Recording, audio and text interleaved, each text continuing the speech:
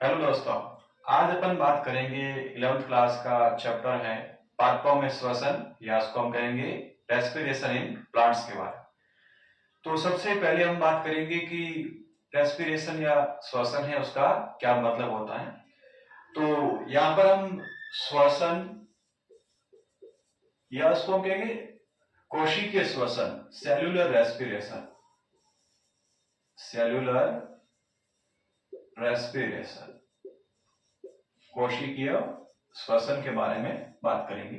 तो क्या मीनिंग होता है इसका? देखो, कोशिकीय श्वसन के अंदर जो भी अपने पास में कार्बनिक यौगिक हैं, जो भी आपके पास में कार्बनिक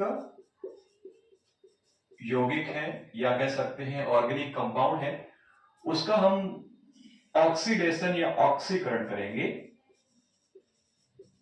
कार्बनिक यौगिकों का या ऑर्गेनिक जो अपने पास कंपाउंड है उसका ऑक्सीकरण या ऑक्सीडेशन करेंगे, और जिससे एनर्जी या कह सकते हैं ऊर्जा है वो यहां से मुक्त होगी, या कह सकते हैं एनर्जी रिलीज होगी।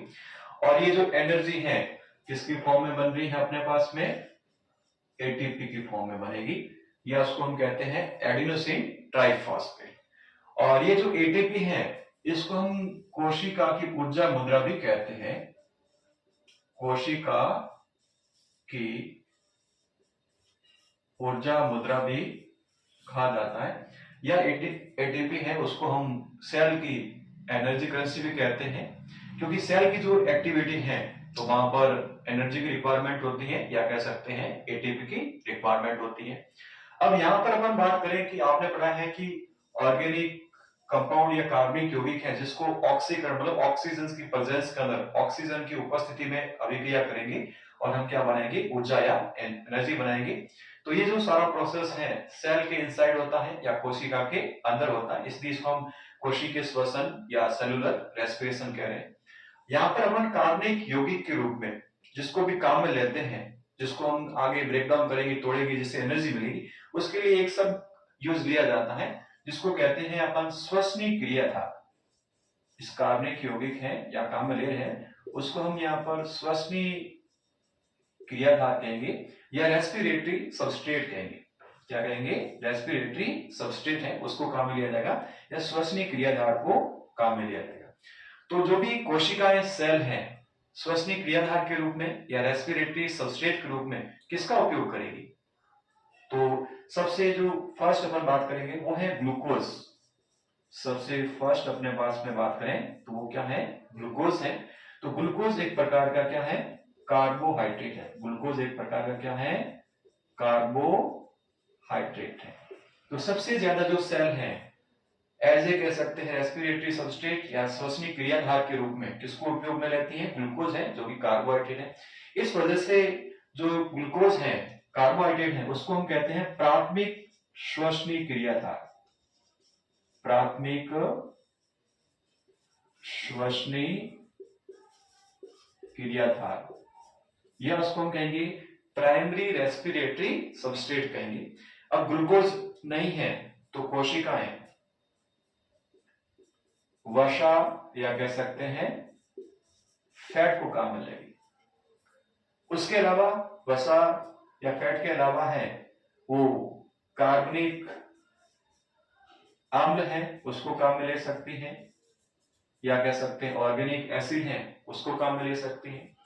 इसके अलावा श्वसनीय क्रियाधार या रेस्पिरेटरी सबस्ट्रेट के रूप में प्रोटीन है उसको काम में लिया जा सकता है, प्रोटीन को काम में लिया जा सकता है। तो ये कुछ रेस्पिरेटरी सबस्ट्रेट है या कह सकते हैं अपने पास में श्वसनीय क्रियाधार है जिसको उपयोग में लेकर के ऊर्जा बनाई जाएगी कोशिकाओं के अंदर। चलो नेक्स्ट अपन बात करते हैं कोशिकीय श्वसन है वो कहां पर होता है, कौन कौन से इसके टाइप्स होते हैं।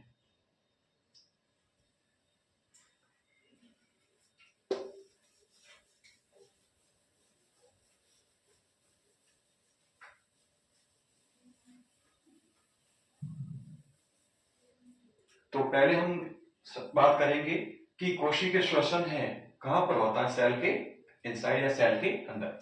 ये जो सेलुलर रेस्पिरेशन है या कोशिकीय श्वसन है सबसे पहले अपने पास में बात करें तो ये अपने पास में एक सेल है, या कह सकते हैं कोशिका है। सेल या कोशिका है। सेल के अंदर, कोशिका के अंदर कोशिका द्रव्य है, इसके अलावा साइटोप्लाज्म है, इसके अलावा इसके अंदर बहुत सारे कोशिकांग हैं या सेल ऑर्गेनेल्स होते हैं। इसमें से एक सेल ऑर्गेनेल्स है जिसका नाम है माइटोकॉन्ड्रिया।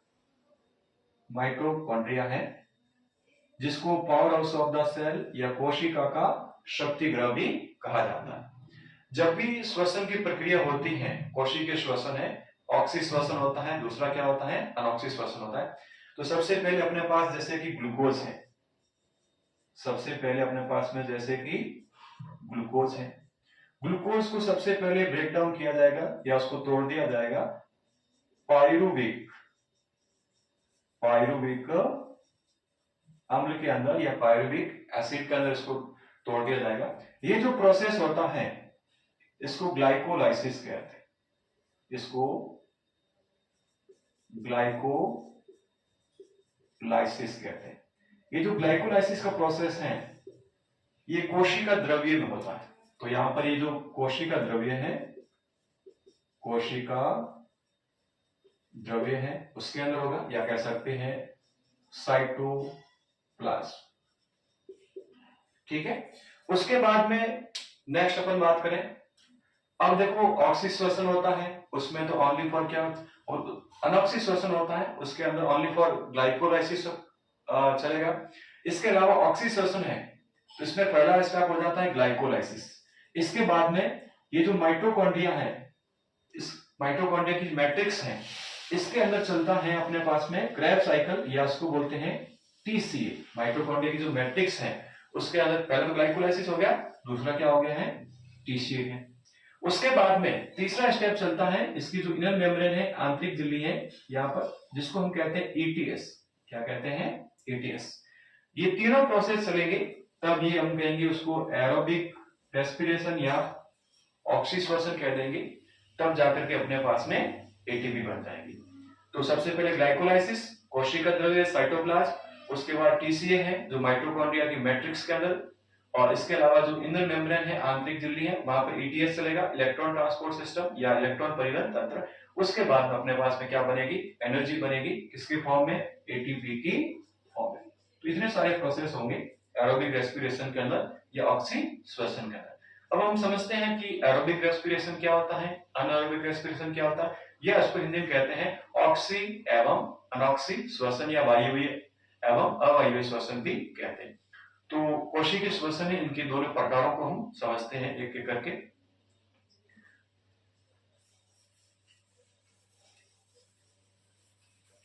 तो एक अपने पास में है एरोबिक रेस्पिरेशन है, एरोबिक रेस्पिरेशन, और दूसरा अपने पास में है अनएरोबिक रेस्पिरेशन, या उसको हम कहेंगे ऑक्सीश्वसन, ऑक्सीश्वसन, या उसको हम कह सकते हैं वायवीय श्वसन, और दूसरा अपने पास में है अनॉक्सी श्वसन, या उसको हम कहेंगे अवायवीय श्वसन। दोनों को हम अंतर के रूप में समझेंगे, डिफरेंस करेंगे दोनों के लिए। तो सबसे पहले नाम से स्पष्ट है अवायवीय श्वसन, और दूसरा अपने पास में क्या है, वायवीय श्वसन। अ का मतलब क्या है, एब्सेंट है, अनुपस्थित है। तो ये जो अपने पास में सबसे पहले अपने पास में ऑक्सीजन की आवश्यकता, ऑक्सीजन की आवश्यकता है, या कह सकते हैं रिक्वायरमेंट ऑफ ऑक्सीजन। तो ऑक्सीश्वसन या एरोबिक है उसमें ऑक्सीजन की रिक्वायरमेंट होगी या ऑक्सीजन की प्रेजेंस में होगा, लेकिन अपने पास अनऑक्सीश्वसन या अवायवीय श्वसन है, एनारोबिक है, उसके अंदर ऑक्सीजन की रिक्वायरमेंट नहीं होगी या ऑक्सीजन की आवश्यकता नहीं होगी। हम इसको एक रिएक्शन के द्वारा समझते हैं, अभिक्रिया के द्वारा समझते हैं। जैसे कि अपने पास में ये ग्लूकोज है, जैसे कि आपके पास में ये ग्लूकोज है, इस ग्लूकोज को ऑक्सीजन की प्रेजेंस के अंदर, उपस्थिति के अंदर हमने ऑक्सीकरण करवाया या ऑक्सीडेशन करवाया, और जिसकी वजह से अपने पास में कार्बन डाइऑक्साइड है और साथ में अपने पास में क्या बन गया है, वाटर बन गया, और साथ में क्या बन जाती है, एनर्जी बन जाती है। अब ये प्रोसेस है कहाँ हो रहा है, माइटोकॉन्ड्रिया के अंदर। ये जो प्रोसेस हो रहा है ये कहाँ हो रहा है, माइटोकॉन्ड्रिया के अंदर हो रहा है, या कह सकते हो सूत्रकणिका के अंदर हो रहा है। तो यहाँ पर ऑक्सीजन की प्रेजेंस है। अब नेक्स्ट अपन समझते हैं अनएरोबिक या अवायवीय श्वसन। जैसे अपने पास में ग्लूकोज हो गया, इस ग्लूकोज को ऑक्सीजन की अब्सेंस में या अनुपस्थिति में क्या करेंगे, ब्रेक डाउन करेंगे, तोड़ेंगे। तो जिसकी अब ये जो प्रोसेस हो रहा है वो किस में हो रहा है, ईस्ट के अंदर हो रहा है। किस में हो रहा है, ईस्ट है। तो ईस्ट एक कोशिकीय या यूनिसेल्युलर कवक या फंजाई है, और जैसे इसके अंदर होगा तो यहाँ पर बनेगा अल्कोहल। यहाँ पर क्या बन गया है, अल्कोहल बनेगा, और साथ में क्या बनेगी, कार्बन डाइऑक्साइड बनेगी, और साथ में क्या बनेगी, एनर्जी बनेगी, ऊर्जा बनेगी। अब यही अपने पास में ऑक्सीजन की अनुपस्थिति या ऑक्सीजन की अब्सेंस के अंदर मसल्स के अंदर, पेशियों के अंदर हो, जैसे अपने पास ये ग्लूकोज है, ऑक्सीजन अब्सेंस है, या ऑक्सीजन क्या है, अनुपस्थित है, इसको हम ब्रेक डाउन करवाएंगे या तोड़ने का काम करेंगे पेशियों के अंदर, या कह सकते हैं मसल्स के अंदर, और जिसकी वजह से यहां पर लैक्टिक अम्ल या कह सकते हैं लैक्टिक एसिड बनेगा, और साथ में क्या बनेगी, एनर्जी या कह सकते हैं ऊर्जा बनेगी। अब दोनों जो प्रोसेस है ये क्या है, अनारोबिक या अवायवीय श्वसन है। अलग अलग कंडीशन में क्या है, अलग अलग प्रोडक्ट या कह सकते हैं एंड प्रोडक्ट या कह सकते हैं अंतिम उत्पाद बनते हैं। तो सबसे पहला डिफरेंस हो गया अपने पास में, इसमें ऑक्सीजन की क्या है, आवश्यकता होती है, और इसमें ऑक्सीजन की आवश्यकता नहीं होती। अब जो अपने पास में दूसरा है, इसकी स्थल क्या है या कह सकते हैं साइट क्या है, स्थल या साइट क्या है, इसकी बात करें तो ये कोशिका द्रव्य, कोशिका द्रव्य या कह सकते हैं साइटोप्लाज्म में, और दूसरा है अपने पास में माइटोकॉन्ड्रिया, दोनों के अंदर होगा। अब जो कोशिका द्रव्य है इसके अंदर जो प्रोसेस होगा उसको हम कहते हैं ग्लाइकोलाइसिस, ग्लाइकोलाइसिस कह देंगे। और जो माइटोकॉन्ड्रिया में प्रोसेस होते हैं, पहले होगा टीसीए है या कह सकते हो क्रेब्स चक्र या क्रेब साइकिल, उसके बाद होगा यहाँ पर ईटीएस या इलेक्ट्रॉन ट्रांसपोर्ट सिस्टम या इलेक्ट्रॉन परिवहन तंत्र। तो यहाँ पर माइटोकॉन्ड्रिया भी है और कोशिका द्रव्य है, दोनों काम आएंगे। यहाँ पर जो प्रोसेस है इसकी बात करें अनएरोबिक के अंदर, यहाँ पर ओनली ग्लाइकोलाइसिस होता है, या कह सकते हो केवल ग्लाइकोलाइसिस होता है। तो यहाँ पर केवल कह सकते हैं अपने पास में कोशिका द्रव्य, तो इसका यहाँ पर स्थल या कह सकते हैं साइट है अपने पास में, वो है कोशिका द्रव्य या साइटोप्लाज्म। तो अपने पास ग्लाइकोलाइसिस है, अनएरोबिक और एरोबिक है, दोनों के अंदर, या वायवीय और अवायवीय दोनों के अंदर होता है, मतलब सभी सजीवों में पाया जाता है। तो इसके अंदर केवल क्या होता है, ग्लाइकोलाइसिस होता है, टीसीए और ईटीएस है वो यहाँ पर नहीं पाया जाता। दूसरी अपने पास में साइट होगी, मेन तो क्या है माइटोकॉन्ड्रिया है, बाकी साइटोप्लाज्म और माइटोकॉन्ड्रिया दोनों है, तो यहाँ पर क्या हो गया, केवल कोशिका द्रव्य हो गया। नेक्स्ट अपने पास में थर्ड पॉइंट के बारे में बात करेंगे, वो है अपने पास में अंतिम उत्पाद। वो अपने पास में क्या है, अंतिम उत्पाद है, या कहेंगे यहाँ पर जो एंड प्रोडक्ट है, एंड प्रोडक्ट है। यहाँ पर देखो रिएक्शन के अंदर एंड प्रोडक्ट क्या बना है अपने पास में, एक तो कार्बन डाइऑक्साइड बना है, और एक अपने पास में क्या बना है, वाटर या कह सकते हैं जल बना। तो यहाँ पर जो एंड प्रोडक्ट बने अपने पास में वो क्या है, एक तो अपने पास में वाटर या जल है, और दूसरा क्या है, कार्बन डाइऑक्साइड है। यहाँ पर अपन बात करें एंड प्रोडक्ट या अंतिम उत्पाद के बारे में, तो देखो जब यीस्ट में अपन अनारोबिक या अवायवीय श्वसन करवाते हैं तो यहाँ पर क्या बन रहा है, अल्कोहल बनता है। क्या बन रहा है, अल्कोहल बन रहा है, मतलब एथेनॉल बन रहा है।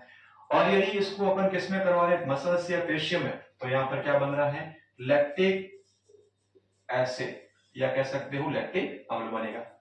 इसके अलावा जब अपने पास में अल्कोहल बन रहा है तो साथ में क्या बन रही है, कार्बन डाइऑक्साइड बन रही है। लैक्टिक अम्ल के साथ में CO2 नहीं बनते। नेक्स्ट अपन बात करते हैं एनर्जी या कह सकते हैं ऊर्जा, एनर्जी या ऊर्जा की बात करें तो यहाँ पर 1 ग्लूकोज मॉलिक्यूल्स है, वहां से 38 एटीपी बनते हैं। तो यहाँ पर अपन कह सकते हैं जो एनर्जी बन रही है वो क्या है अपने पास में, हाई है, या कह सकते हो अपने पास में क्या बन रही है, अधिक बनेगी। यहाँ पर एनर्जी अपने पास में क्या है, लो है, या कह सकते हैं एनर्जी क्या बनेगी, कम बनेगी। तो यहाँ पर अप्रोक्सीमेटली अपने पास में लगभग कह सकते हैं 38 एटीपी पर ग्लूकोज मॉलिक्यूल। तो ग्लूकोज के एक अणु से अपने पास कितनी एटीपी बन रही है, 38, मतलब मोर एनर्जी बन रही है आपके पास, अधिक बन रही है, हाई बन रही है। यहां पर अपन बात करें तो ओनली फॉर कह सकते हैं 2 एटीपी बनते हैं। तो 1 ग्लूकोज का मॉलिक्यूल्स है, वहां से कितनी एटीपी बन रही है, ओनली कह सकते हैं 2 एटीपी बन रहे हैं, या केवल 2 एटीपी मॉलिक्यूल्स से अणु बन रहे हैं। तो यहाँ पर एनर्जी क्या बन रही है, कम बन रही है, या कह सकते हो अपने पास में लेस बन रही है, लो बन रही है, ऐसा कह सकते हैं। तो ये बात होगी अपने पास में एनर्जी के बारे में। इसके अलावा यहाँ पर अपन क्या कर रहे हैं, ग्लूकोज को यूज ले रहे हैं, ग्लूकोज को ब्रेक डाउन करवा रहे हैं, ठीक है। तो अपन कह सकते हैं break down of glucose, break down of glucose, या कह सकते हैं ग्लूकोज का अपघटन, ग्लूकोज का अपघटन।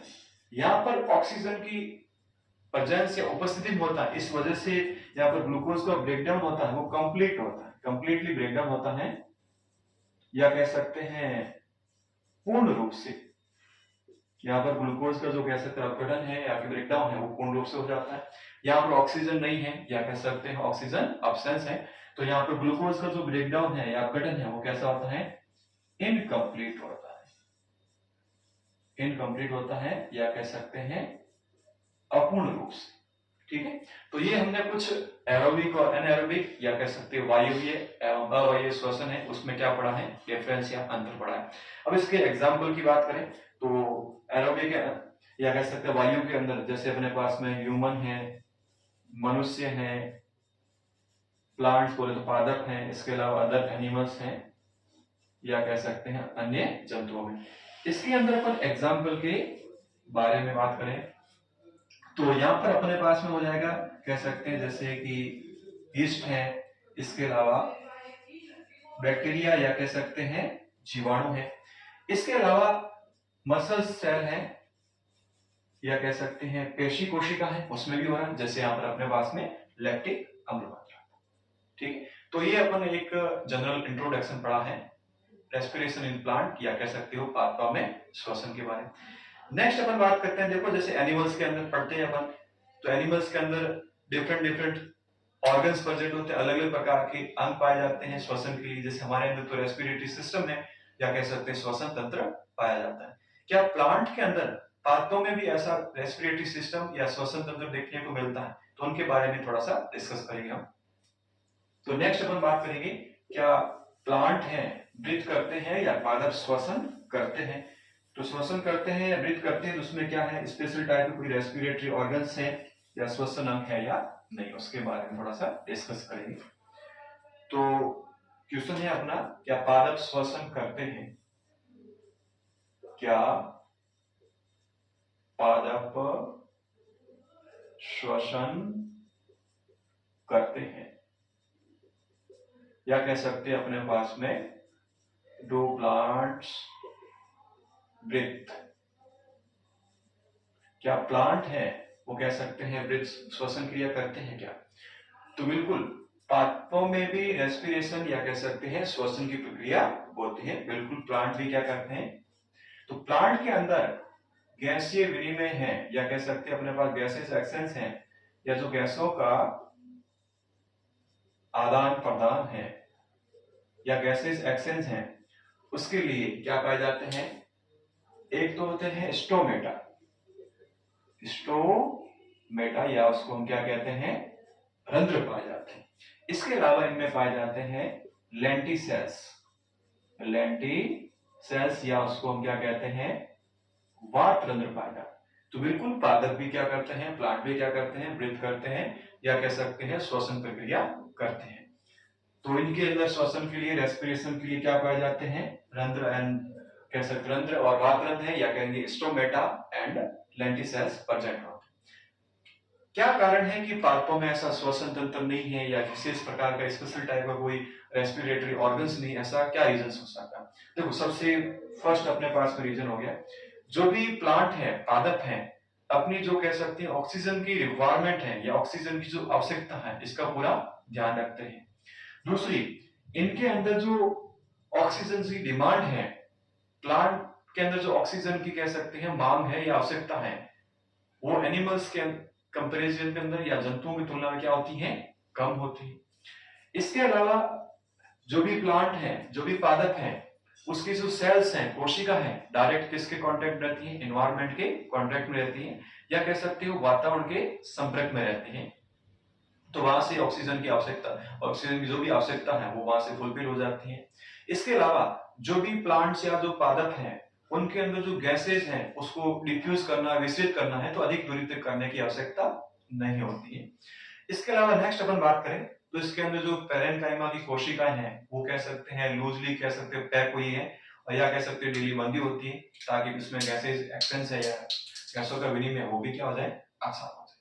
तो ये बातें हमने की है कुछ श्वसन के बारे में। फिर अपन नेक्स्ट बात करेंगे, वो है ऑक्सीश्वसन या एरोबिक रेस्पिरेशन है। उसमें जो फर्स्ट स्टेप है या जो अपने पास में पहला पद है, ग्लाइकोलाइसिस के बारे में। तो ग्लाइकोलाइसिस के बारे में बात करेंगे, जो इसको हम ईएमपी पाथवे या ईएमपी पद भी कहते हैं, क्योंकि इसको एम्डन, मेयरहफ, पार्नस और उनके जो साथी हैं कलीग्स हैं, उन्होंने इसको क्या किया था? डिस्कवर किया था, खोजा था। इस वजह से इसको ईएमपी पाथवे भी कहते हैं, या एम्डन, मेयरहफ, पार्नस पाथवे भी या पद भी कहते हैं। तो सबसे फर्स्ट अपन बात करेंगे इसके बारे में। तो ये पहला स्टेप है एरोबिक रेस्पिरेशन के अंदर या ऑक्सीश्वसन का। ये जो अपने पास में ग्लाइकोलाइसिस, ग्लाइकोल्स का मतलब है अपने पास में शुगर या शर्करा है, लाइसिस का मतलब होता है ब्रेक डाउन या टूटना। तो यहाँ पर हम ग्लूकोज को क्या करेंगे? ब्रेक डाउन करेंगे, या ग्लूकोज को क्या करेंगे? तोड़ने का काम करेंगे। किसके अंदर? पायरुविक एसिड के अंदर या पायरुविक अम्ल के अंदर। तो ये प्रोसेस जो है ग्लाइकोलाइसिस का, तो ये प्रोसेस है वो कहां पर होता है? कोशिका द्रव्य में। कोशिका द्रव्य या कह सकते हैं साइटोप्लाज्म। ये जो प्रोसेस है वो कहां होता है? सेल के साइटोप्लाज्म या कह सकते हैं कोशिका द्रव्य के अंदर होता है। इसके अलावा ये जो अपने पास में साइकिल है या ग्लाइकोलाइसिस है, ये एरोबिक और एनारोबिक या कह सकते हैं ऑक्सी और अनऑक्सी दोनों के अंदर क्या होता है? कॉमन होता है। तो कहने का मतलब है ऑक्सी श्वसन व अनऑक्सी श्वसन दोनों के अंदर ये पाया जाता है, या कह सकते हैं कॉमन है एरोबिक एंड एनारोबिक के अंदर। तो एनारोबिक जो है या कह सकते हैं जो अनऑक्सी जो अपने पास में जीव है, तो उनके अंदर तो केवल अपने पास में क्या होता है? ग्लाइकोलाइसिस ही होता है। नेक्स्ट अपन बात करेंगे, तो यहाँ पर अपने पास में ग्लूकोज का मॉलिक्यूल्स है, या कह सकते हैं ग्लूकोज का एक अणु है जो कि क्या है? 6 कार्बन का है। उसको यहाँ पर ब्रेक डाउन या तोड़ दिया जाएगा। 2 अणु है पायरुविक एसिड, पायरुविक एसिड या पायरुविक अम्ल है, उसके 2 अणुओं के अंदर उसको ब्रेक डाउन कर दिया जाएगा या तोड़ दिया जाएगा। तो यहाँ पर देखते हैं कि कौन कौन से स्टेप है, कैसे उसको ब्रेक डाउन किया जा रहा है, किस प्रकार से उसको तोड़ा जा रहा है। सबसे फर्स्ट अपने पास में है ग्लूकोज, जो कि 6 कार्बन का होता है। तो यहाँ पर जो ग्लूकोज है उसको ब्रेक डाउन किया जाएगा, उसको तोड़ दिया जाएगा। ग्लूकोज 6 फॉस्फेट का, ये भी 6 कार्बन का है, लेकिन यहाँ पर ऊर्जा को काम में लिया जाएगा एटीपी के रूप में, और आगे अपने पास में क्या बन जाएगी? एडीपी बन जाएगी। तो एडेनोसिन ट्राइफॉस्फेट से क्या बन रही है? एडीपी बन रही है, एडेनोसिन डाइफॉस्फेट। उसके बाद जो ग्लूकोज 6 फॉस्फेट है वो आगे किस में कन्वर्ट हो जाता है? फ्रक्टोज 6 फॉस्फेट के अंदर, ये भी 6 कार्बन का है। यहाँ पर एनर्जी है या ऊर्जा है उसको एटीपी के रूप में काम में लिया जाता है। तो यहाँ पर अपने पास में 2 जगह पर क्या है? एटीपी को काम में लिया जा रहा है, या 2 जगह पर ऊर्जा के रूप में एटीपी को उपयोग में लिया जा रहा है। उसके बाद में अपने पास में फ्रक्टोज 1,6 बिस फॉस्फेट या बाई फॉस्फेट जो बना ये भी 6 कार्बन का है। यहाँ पर ये दो प्रोडक्ट के अंदर या कह सकते हैं दो उत्पाद के अंदर टूट जाएगा। एक तो बनेगा 3-फॉस्फोग्लिसरिक एसिड, 3-फॉस्फोग्लिसरल्डिहाइड, और इसके अलावा एक बनेगा डाइहाइड्रोक्सी एसीटोन फॉस्फेट बनेगा।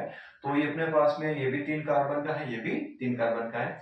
तो डाइहाइड्रोक्सी एसीटोन फॉस्फेट है वो किस में कन्वर्ट हो सकता है? 3-फॉस्फोग्लिसरल्डिहाइड के अंदर। और ये जो अपने पास में है 3-फॉस्फोग्लिसरल्डिहाइड है वो डाइहाइड्रोक्सी एसीटोन फॉस्फेट के अंदर कन्वर्ट हो जाएगा।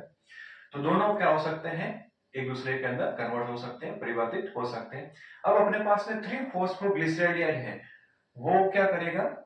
यहाँ पर इनऑर्गेनिक फॉस्फेट या अकार्बनिक फॉस्फेट है उसकी सहायता से ऑक्सीकृत हो जाएगा, ऑक्सीडाइज हो जाएगा अपने पास में 1,3-बाई-फॉस्फोग्लिसरिक एसिड के अंदर, या उसको हम शॉर्ट में कह सकते हैं 1,3-बाई कह सकते हैं PGA। 3 कार्बन का है, 3 कार्बन का अपने पास में। यहाँ पर ऊर्जा है वो किसके रूप में यूज हुई है? NAD+ के रूप में हुई है। नेक्स्ट अपने पास में 1,3 कह सकते हैं फॉस्फोग्लिसरिक एसिड या ग्लिसरिक अम्ल है वो आगे किस में टूट जाएगा? 3-फॉस्फोग्लिसरिक अम्ल के अंदर या 3-फॉस्फोग्लिसरिक एसिड के अंदर। यहाँ पर अपने पास में ATP है उसका फॉर्मेशन हो रहा है या ATP का निर्माण हो रहा है। 2 ADP है उससे क्या बन रहे हैं? 2 ATP। यहाँ पर पहले अपने पास में कंज्यूम हो रहे थे, उपयोग में लिए जा रहे थे, अब यहाँ पर ATP का क्या हो रहा है? निर्माण हो रहा है। नेक्स्ट अपने पास स्टेप के अंदर, अगले स्टेप के अंदर बन गया 3-फॉस्फोग्लिसरिक एसिड जो बना है वो आगे किस में बदल जाएगा? 2-फॉस्फोग्लिसरिक एसिड के अंदर। ये भी कितने कार्बन का है? 3 कार्बन का है। यहाँ से वाटर का मॉलिक्यूल्स है या जल के अणु भी निकलते हैं। अब अपने पास में 2PGA है वो आगे किस में कन्वर्ट हो जाएगा? PEP पैप के अंदर, या कहिए फॉस्फोइनोल पाइरुवेट। ये भी कितने कार्बन का है? 3 कार्बन का है। नेक्स्ट अपने पास में जो पैप है उससे क्या बनेगा? पायरुविक एसिड या कह सकते हैं पायरुविक अम्ल है उसके कितने अणु बनेंगे? 2 अणु बनेंगे, 3 कार्बन के हैं। तो यहाँ पर भी ADP के रूप में उसका ऊर्जा को यूज में लिया जाएगा, काम में लिया जाएगा, और वहां से ऊर्जा है वो क्या बनेगी? ATP के रूप में या कह सकते हैं एडेनोसिन ट्राइफॉस्फेट के रूप में बनेगी। तो ये अपने पास में है पूरा ग्लाइकोलाइसिस चक्र या पाथ। अब अपन बात करते हैं जैसे प्लांट्स हैं उनमें क्या होता है? सुक्रोज है, और सुक्रोज को हम क्या कर सकते हैं? इन्वर्टेज एंजाइम की सहायता से ब्रेक डाउन करेंगे, तोड़े। तो प्लांट के अंदर पार्टों के अंदर जो सुक्रोज है वो इन्वर्टेज की एंजाइम की सहायता से एक तो ग्लूकोज का अणु बनेगा, ग्लूकोज का मॉलिक्यूल बनाएगा, और इसके अलावा एक क्या बनेगा अपने पास में? फ्रुक्टोज बनाएगा, या कह सकते हैं अपने पास में मोनोसेकेराइड बनेगा। ये दोनों क्या है अपने पास में? मोनोसेकेराइड है, उसमें उसको ब्रेक डाउन कर दिया है, तोड़ दिया गया है। अब अपने पास सुक्रोज को ले लिया है या स्टोर फूड है या संचित भोजन है उसको ले लिया है।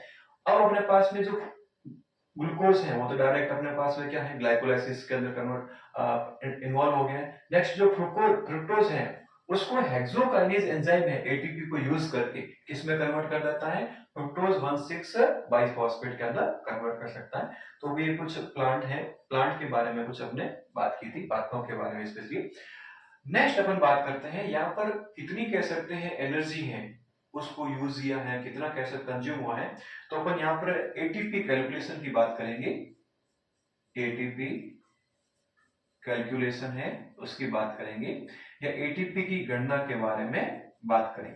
तो यहाँ पर अपने पास में क्या हो रहा है? यहाँ अपने पास में ग्लूकोज 6 कार्बन का है, 6 कार्बन का एक मॉलिक्यूल्स है, एक अणु है। इसको हम किसमें ब्रेक डाउन कर रहे हैं? 2 मॉलिक्यूल्स है अपने पास में, 2 अणु हैं पायरुविक एसिड के या कह सकते हो पायरुविक अम्ल के हैं। तो यहाँ पर अपने पास में कहां पर ATP है, कहां पर कह सकते हैं ADP को यूज किया जाता है। तो सबसे फर्स्ट अपन बात करें तो यहाँ पर अपने पास में 2 ATP है उसको क्या किया जा रहा है? यूज किया जा रहा है। एक तो यहाँ पर है, एक यहाँ पर अपने पास में। तो इससे क्या बन रही है? 2 ADP बन रही है अपने पास में। तो अपने पास में यूज कितने हो रहे हैं? 2 ATP हो रहे हैं। नेक्स्ट अपने पास में एक जगह पर अपने पास में NAD है उसको यूज किया जा रहा है, NAD है उसको यूज किया जा रहा है, जो कि आगे अपने पास में NADH2 के अंदर चेंज हो जाता है। इसके अलावा अपने पास में ये तो ATP को यूज किया है, कितनी ATP है उसको प्रोड्यूस किया जा रहा है, या कितनी कह सकते हैं ATP है वो बन रही है। यहाँ पर देखो 2 ADP से 2 ATP यहाँ बन रहे हैं। इसके अलावा दो एडीपी से दो एटीपी क्या है यहाँ पर बन रहे हैं। तो टोटल आपके पास में 4 एडीपी हैं, उससे कितने एटीपी बन रहे हैं 4 एटीपी बन रहे हैं। क्या बन रहे हैं 4 एटीपी बन रहे हैं। तो अपने पास में 4 तो बन रहे हैं, 2 यूज हो गए। तो अपने पास में जो कह सकते हैं नेट गेन है, नेट गेन अपने पास में जो एटीपी है वो कितने हैं, या कह सकते हो अपने पास में शुद्ध कह सकते हैं एटीपी हैं अपने पास में कितने बचे हैं 2 एटीपी। शुद्ध कितने बचे हैं 2 एटीपी। अब देखो यहाँ पर जो ग्लूकोज है उसका पास से भी ऑक्सीडाइज हो रहा है, या कह सकते हो अपने पास में आंशिक रूप से वो क्या हो रहा है ऑक्सीकृत हो रहा है। इस ग्लाइकोलाइसिस पथ के अंदर, या कह सकते हो ग्लाइकोलाइसिस जो अपने पास में पथ है या जो अपने पास में पाथवे है, उसमें कहीं पर भी कोई CO2 का यूज नहीं होता है, CO2 रिलीज नहीं होती है या CO2 मुक्त नहीं होती है, न ही यहाँ पर O2 का यूज होता है। तो न तो O2 का यूज होता उपयोग होता है और न ही यहाँ पर CO2 मुक्त होती है। ठीक है, तो ये जो पूरा प्रोसेस है वो किसके अंदर चलता है अपने पास में ग्लाइकोलाइसिस के अंदर। तो ये अपने एटीपी के बारे में बात की। अपन ने पढ़ा था अनएरोबिक अवायवीय है, उसमें कितने एटीपी बने थे 2 एटीपी बने, क्योंकि अवायवीय श्वसन या अनएरोबिक रेस्पिरेशन है करने वाले जो भी जीव या ऑर्गेनिज्म है उनके अंदर केवल ग्लाइकोलाइसिस होता है। आगे बात समझ में। देखो नेक्स्ट अपन बात करेंगे जो अपने पास पायरुविक अम्ल बना है, ये जो अपने पास में पायरुविक अम्ल बना है, ये जो आगे अपने पास में पायरुविक अम्ल है एसिटाइल कोएंजाइम के अंदर, कोएंजाइम ए है उसके अंदर कन्वर्ट हो जाता है। इसके अंदर कन्वर्ट करेंगे हम लिंक रिएक्शन के द्वारा या योजक अभिक्रिया के द्वारा। तो ये आगे जाएगा माइटोकॉन्ड्रिया के अंदर, और माइटोकॉन्ड्रिया की मैट्रिक्स है वहां पर चलने वाला है क्रेब्स साइकिल।